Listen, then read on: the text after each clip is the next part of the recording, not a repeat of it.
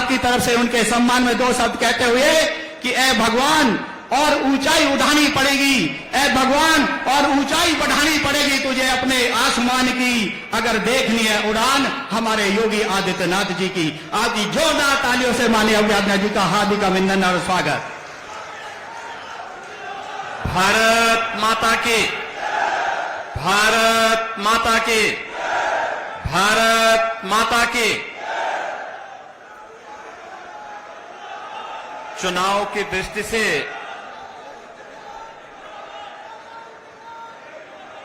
चौधरी साहब की इस पावन कर्म भूमि पर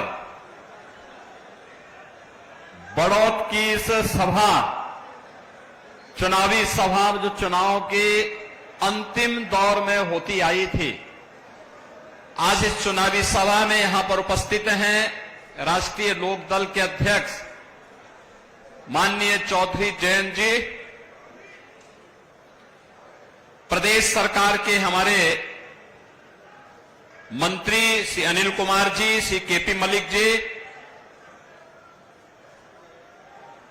राष्ट्रीय लोकदल के महिला विंग के प्रभारी श्रीमती चारू चौधरी जी, जिनका भाषण आपने अभी सुना। और देखो, आप सबके लिए, जितने भी यहां पे बड़े चौधरी हैं, इन सबके लिए खतरे की घंटी भी है। आपकी महिलाएं आगे आ जाएंगे तो आपको खेतों तक ही सीमित रहना पड़ेगा। उन्होंने कम शब्दों में कितने अच्छे ढंग से अपनी बात रखी और सचमुच उनके इस भाषण के लिए मैं उनका हृदय से अभिनंदन करता हूं। मंच पर उपस्थित भारतीय जनता पार्टी के जिला के अध्यक्ष श्री वेदपाल उपाध्याय जी,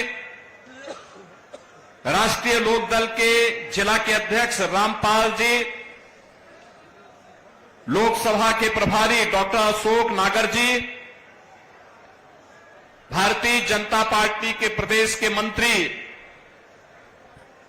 और प्रभारी बागपत चंद्रमोहन जी, लोकसभा के संयोजक पूर्व विधायक जितेंद्र सतवाई जी, सह प्रभारी उमेश राणा जी, सूरजपाल गुजर जी, माननीय विधायक योगेश धामा जी, माननीय विधायक अजय कुमार जी, हमारे सभी माननीय विधायकगण और भारतीय जनता पार्टी लोकदल के हमारे अत्यंत लोकप्रिय प्रत्याशी डॉक्टर राजकुमार सांगवान जी और उपस्थित बागपत लोकसभा क्षेत्र से जुड़े हुए सभी उपस्थित भाइयों और बहनों, आज यहां पर लोकसभा चुनाव के द्वितीय चरण में हम सब यहां लोकदल के प्रत्याशी डॉक्टर राजकुमार सांगवान के पक्ष में आप सबसे अपील करने के लिए आए हैं। बहनों और भाइयों, डॉक्टर राजकुमार सांगवान को जयंत चौधरी जी ने प्रत्याशी बनाकर के एक विरासत को बड़ी मजबूती प्रदान की। किसानों के मसीहा चौधरी चरण सिंह जी ने जिन मूल्यों और जिन आदर्शों के लिए राजनीति की थी, उन मूल्यों और आदर्शों के लिए पूरे समर्पित भाव के साथ पिछले 6 दशक से लगातार आपकी सेवा में तन से मन से मनसा वाचा कर्मणा लग करके उन्होंने जो कार्य किया था, जो उनका समर्पण था, आज उस समर्पण के कारण जयंत चौधरी जी ने उन्हें एनडीए के प्रत्याशी बना करके एक सामान्य कार्यकर्ता का सम्मान किया है, एक सामान्य किसान का सम्मान किया है।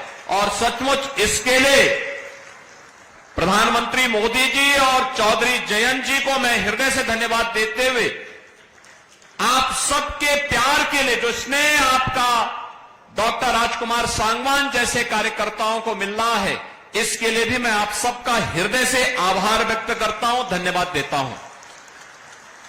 बहनों और भाइयों, जब चौधरी साहब का नाम भारत रत्न के लिए आया, हम सबका हृदय गदगद हो गया, क्योंकि यह किसान का सम्मान था। हमारे अन्नदाता किसान का सम्मान होगा तो देश समृद्धि के नए सोपान को प्राप्त करेगा। और चौधरी साहब पहले राजनेता थे देश के, जिन्होंने कहा था भारत की समृद्धि का मार्ग गांव के खेत और खलिहान से होकर के जाता है, और अन्नदाता किसान की आवाज देश की संसद में और प्रदेशों की विधानसभाओं में गूंजी थी। और आज चौधरी साहब को भारत का सर्वोच्च नागरिक सम्मान देकर के प्रधानमंत्री मोदी जी ने किसान का सम्मान किया है, अन्नदाता किसान को मान्यता दी है। भारत की राजनीति में अब किसान को नजरअंदाज करके कोई राजनीति नहीं कर पाएगा, ये मोदी जी ने करके दिखाया है। और बहनों और भाइयों, इसीलिए चौधरी साहब की इस कर्म भूमि को मैं कोटि कोटि नमन करता हूं। बहनों और भाइयों, हम लोगों ने तो राजनीति में यही सीखा है कि अन्नदाता किसान को सम्मान मिलना चाहिए। अपने पूर्वजों के बताए हुए मार्ग का अनुसरण करके हमें कार्य करना चाहिए। और आज तो वैसे भी हनुमत जयंती है। हनुमत जयंती के अवसर पर खासतौर पर बागपत वासियों को तो और भी मैं बधाई देता हूं। आप तो हनुमान जी के साक्षात आदर्शों का पालन करते हैं। जो कार्य करना है सीधे धड़ल्ले से कर लो, कोई इधर उधर की लौंग लपेट नहीं।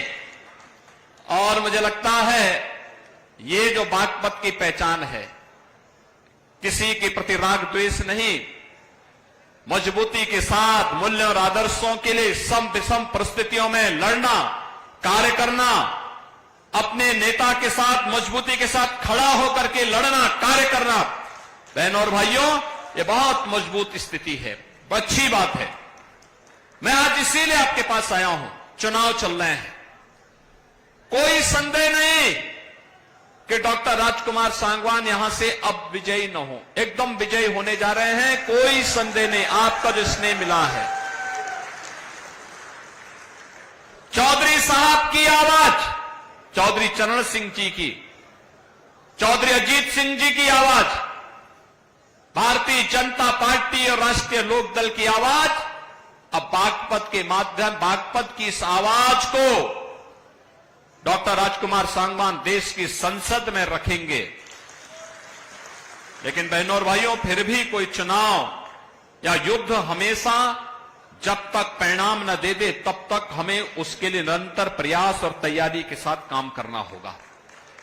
और आज मैं इसीलिए आपसे कहने के लिए आया हूं, एक तरफ भारतीय जनता पार्टी राष्ट्रीय लोकदल का गठबंधन है, दूसरी तरफ कांग्रेस, समाजवादी पार्टी और अलग अलग धड़ों में बटे हुए दल हैं, जो अपने राज्यों में तो एक दूसरे के खिलाफ लड़ रहे हैं, लेकिन राष्ट्रीय स्तर पर मोदी जी को रोकने के लिए वे इंडी गठबंधन बना करके उनके द्वारा कहीं न कहीं बैरियर बनाने का प्रयास हो रहा है।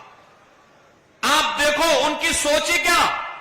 जब कांग्रेस के घोषणा पत्र को आप देखते हैं, दो बातें उन घोषणा पत्र में नजर आती हैं। एक, कांग्रेस कहती है कि हम व्यक्तिगत कानून को लागू करके शरिया कानून को लागू करवा देंगे। इसका मतलब बाबा साहब भीमराव अंबेडकर के द्वारा बनाए गए संविधान के लिए ये लोग खतरा पैदा करना चाहते हैं, यानी देश के संविधान को खतरे में डालना चाहते हैं, तालिबानी शासन लागू करना चाहते हैं। क्या हम तालिबानी शासन को स्वीकार करेंगे? क्या ये देश तालिबानी शासन को स्वीकार करेगा? और दूसरी तरफ क्या कहते हैं, कांग्रेस का घोषणा पत्र कहता है हम एक झटके में गरीबी मिटा देंगे। और गरीबी कैसे मिटाएंगे? यानी आपकी संपत्ति को हड़प करके बेटी और माताओं के, बहनों के जो उनके गहने होंगे उनको ये लोग जब्त करवाने की साजिश रच रहे हैं। यानी देश को तो इन्होंने 60 दशक 6 दशक तक लूटा और अब कह रहे हैं कि हर संपत्ति पर ये लोग डकैती डाल करके उसको जबरदस्ती अपने कब्जे में ले लेंगे और फिर उसका बंदर बांट करेंगे। क्या आप स्वीकार करेंगे कांग्रेस की उसी चेष्टा को? बहनों और भाइयों, सही मायने में अगर आपने देखा है जो नारा दादी ने दिया वही आज तोती की तरह पोता भी वही रट रगाई बैठा हुआ है। गरीबी हटाएंगे। अरे कब गरीबी हटाएंगे? 65 वर्षों तक शासन करने का अवसर मिला, तब तो कुछ नहीं कर पाए। और आज जब सत्ता से बेदखल भारत की जनता जनार्दन ने कर दिया है, अब उनको फिर गरीबी हटाने की बात नजर आ रही है। बहनों और भाइयों, मैं इसीलिए कहने के लिए आया हूं, गरीबी सही मायने में किसी ने हटाई है और उसको हटाने का कार्य किया है। ये केवल आंकड़े नहीं, हकीकत है कि 25 करोड़ लोग गरीबी रेखा से उभरे हैं, शानदार जीवन जीने का काम कर रहे हैं। और आज इसी का परिणाम है 80 करोड़ लोगों को राशन की सुविधा का लाभ 4 वर्ष से लगातार प्राप्त हो रहा है।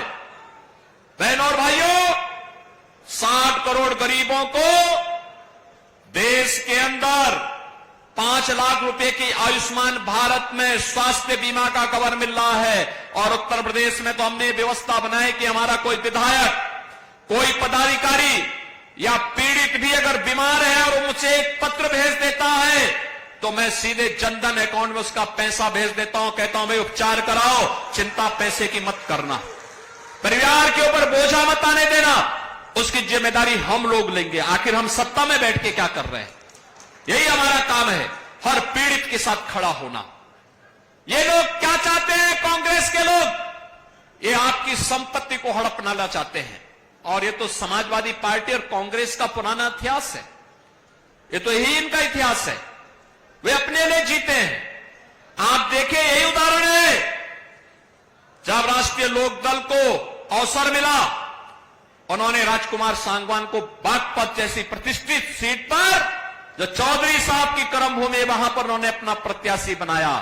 और समाजवादी पार्टी को अवसर मिला तो समाजवादी पार्टी ने क्या किया? अपने ही परिवार के सभी लोगों को टिकट दे दिया, किसी बाहरी व्यक्ति को नहीं दिया, सारे टिकट अपने परिवार के लोगों को। बहनों और भाइयों, मैं इसीलिए कहने के लिए आया हूं आपसे, 50 करोड़ गरीबों के जनधन अकाउंट खुल गए, 12 करोड़ किसानों को प्रधानमंत्री किसान सम्मान निधि का लाभ मिल रहा है, 12 करोड़ गरीबों के घर में शौचालय बन गए, 10 करोड़ गरीबों के घर में उज्ज्वला योजना के रसोई गैस के सिलेंडर पहुंच गए, 4 करोड़ गरीबों के मकान बन गए और अगले 5 वर्ष में 3 करोड़ अन्य गरीबों के मकान बनने हैं। इसके लिए भी से घोषणा हो गई है। बहनों और भाइयों, हर घर नल की योजना हो या फिर हर व्यक्ति को सुरक्षा की गारंटी। याद करिए, पहले देश के अंदर जहां कहीं भी विस्फोट हो जाता था, आतंकी विस्फोट होता था, निर्दोष लोग मारे जाते थे, सुरक्षा बलों के जवान शहीद होते थे। और अब तो जोर से पटाखा भी फट जाए ना तो पाकिस्तान सफाई देता, कहता नहीं मैंने नहीं किया है, क्योंकि उसे मालूम है कि अगर उसने कुछ किया तो फिर उसको लेने के देने पड़ जाएंगे, जान बचानी मुश्किल हो जाएगी अब, क्योंकि अब एक मजबूर नहीं मजबूत सरकार है मोदी जी के नेतृत्व में। और इसलिए बहनों और भाइयों, हम सब आपसे अपील करने के लिए आए हैं। एक ही अपील है, यह देश आपका है, जीवन आपका है, सुरक्षा आपकी है और वोट भी आपका है। वोट गलत जगह जाएगा, आतंकवाद का पुराना दौर लेके आ जाएगा। वोट गलत जगह जाएगा तो माफिया राज और आतंकवाद फिर से लेके आ जाएगा। वोट गलत जगह जाएगा, किसानों और गरीबों के हकों पर फिर डकैती पड़ेगी।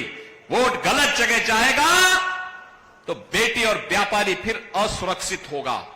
लेकिन वोट आपने भारतीय जनता पार्टी और सहयोगी दलों को दिया तो यह आतंकवाद को तो सीमा पार ही निपटा देगा और माफिया और अपराधियों को उसकी माद में घुस करके भी राम नाम सत्य है की यात्रा में भेजने का काम भी करेगा।